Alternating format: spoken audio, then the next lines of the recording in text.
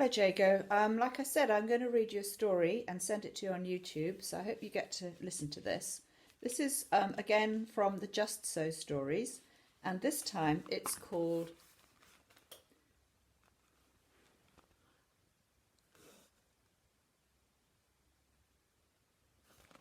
How the Rhinoceros Got Its Skin. Once upon a time, on an uninhabited island on the shores of the Red Sea, there lived a Parsi from whose hat the rays of the sun were reflected in more than oriental splendour. And the Parsi lived by the Red Sea with nothing but his hat and his knife and a cooking stove of the kind that you must never touch. And one day he took flour and water and currants and plums and sugar and things and made himself one cake which was 2 feet across and 3 feet thick. It was indeed a superior comestible, that's magic, and he put it on the stove because he was allowed to cook on that stove, and he baked it till all was done brown and smelt most sentimental. But just as he was going to eat it, there came down to the beach from the altogether uninhabited interior one rhinoceros, with a horn on his nose, 2 piggy eyes, and a few manners. Few manners. In those days the rhinoceros's skin fitted him quite tight. There were no wrinkles in it anywhere. He looked exactly like a Noah's Ark rhinoceros, but of course much bigger. All the same, he had no manners then, and he has no manners now, and he will never have any manners. He said, "How?" And the Parsi left that cake and climbed to the top of the palm tree with nothing on but his hat, from which the rays of the sun were always reflected in more than oriental splendour.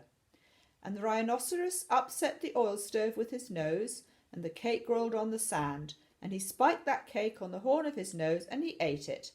And he went away, waving his tail, to the desolate and exclusively uninhabited interior, which abuts the islands of Mazandaran, Socotra, and the promontories of the larger equinox. Then the Parsi came down from his palm tree and put the stove on its legs and recited the following sloka, which, as you have not heard, I will now proceed to relate. Them that takes cakes, which the Parsi man bakes, makes dreadful mistakes. And there was a great deal more in it than you would think.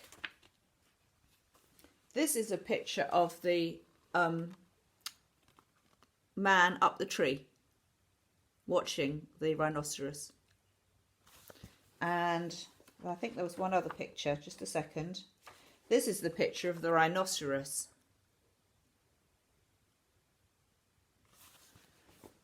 I'll show them again at the end.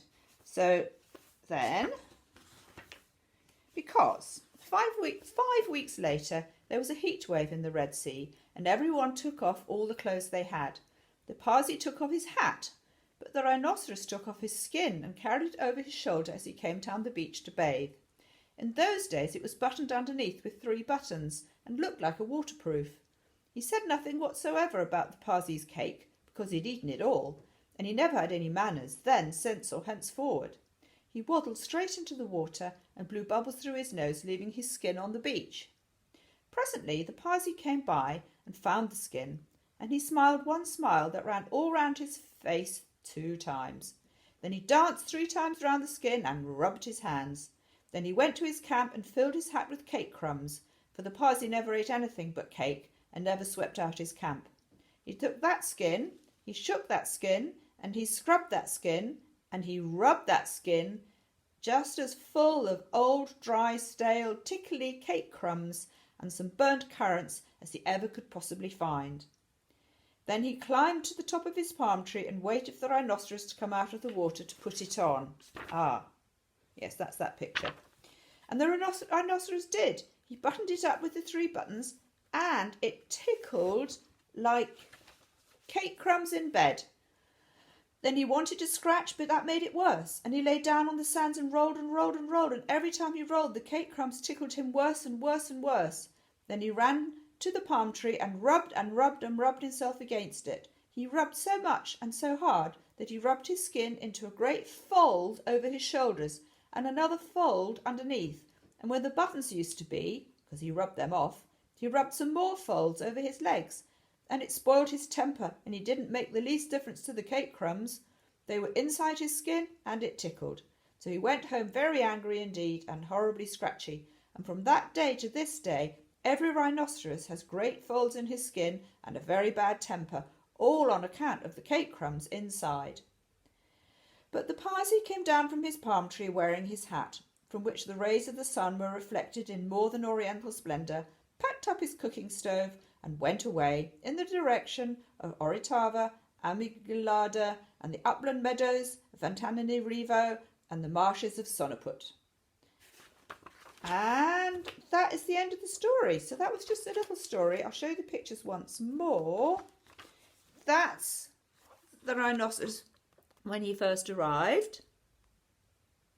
And the other one was the picture of the rhinoceros when he went swimming. So I'll stop now, and another time I'll read you the next story, which is called How the Leopard Got Its Spots. Bye for now.